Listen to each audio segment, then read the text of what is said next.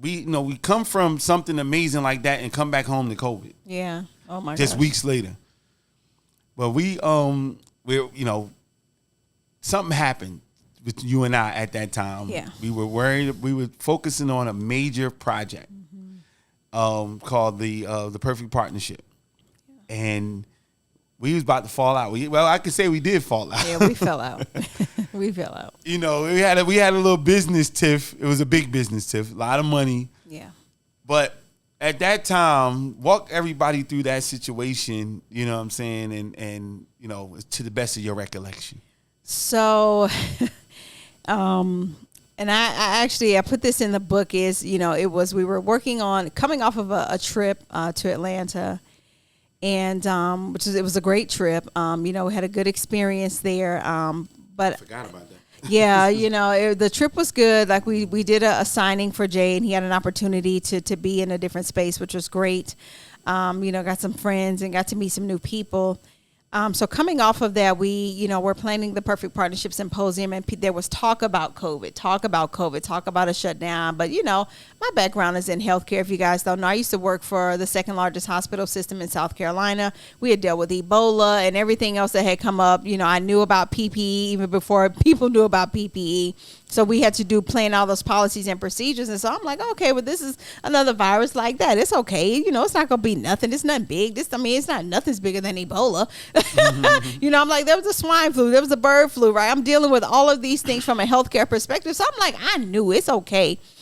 But it wasn't okay. And I was so dismissive, and I was so just not really taking the seriousness of what was going on and how it would impact what we were working on at the time with the symposium. And I almost cost you a very vital business relationship. And so because of those reasons. And so, you know, and when I talk about it in the book, I'm very candid that, you know, we were, you know, on the outs at that point. That was one of the things that led to that.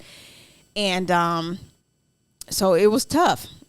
It was tough because we were still facing the shutdown. And, you know, really Jay had come along and had been the greatest part, you know, person of my life. And it helped me. And, you know, we were doing so great with I Won't Starve. And then, you know, because of me getting in my own way, you know, there I found myself. So it was hard.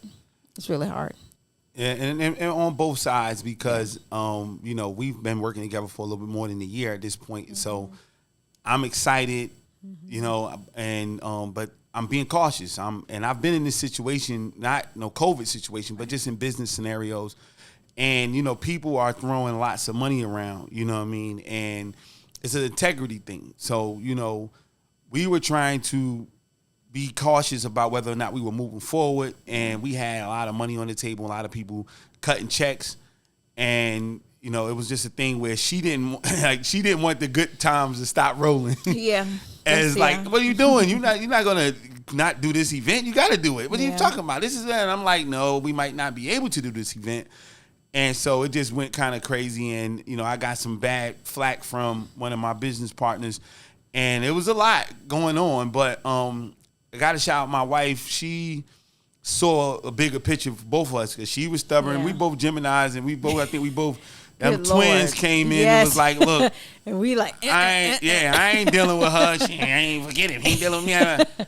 And she like, yo, y'all better get it together because this needs to be what it needs to be. Yep, she sure did. And we still was being stubborn and, you know, a little bit, but then a week later, the shutdown happened. Mm-hmm. And so at that point, we're like, all right, yeah, we got out. You know, as my grandmother used to say, you know, y'all got your ass on y'all shoulders, but y'all better figure something out because here she is by herself, you know, in her apartment by herself. And we over here and we're like, you know what? Let's go ahead and go ahead and get her. And when we came to get you, you know, what was going through your mind at that situation? I mean, because none of us knew what to do at that situation. And I mean, it's literally like we were in the boxing ring. Me and you, I'm over here on my side, you on your side, and no matter how they tried, we was not meeting in the middle. But then the shutdown happened. I was by myself in my apartment. You guys know I still didn't have a car, right? I'm still coming off of that 2018 being homeless, still trying to get myself together, still pulling myself up by the bootstraps, as they say. So I'm over there by myself. But you know me, I'm in my bag. I'm like, well, I can walk to the store. It's a store here. It's a Waffle House here. It's a this and a that. And then once the shutdown happened, I'm like, oh, I might be in trouble. And then you showed up, and I was completely taken aback. I was completely in tears because we were literally pretty much done with each other. And you guys were, opened yourself up to me. And I'm so grateful, because I would not have been able to, literally survive 90 days that we were locked down over there by myself with no way to get to anything. Like, I don't know how I would have survived that. So I'm truly grateful for that moment, for the thought, for even thinking of me to bring me in. So.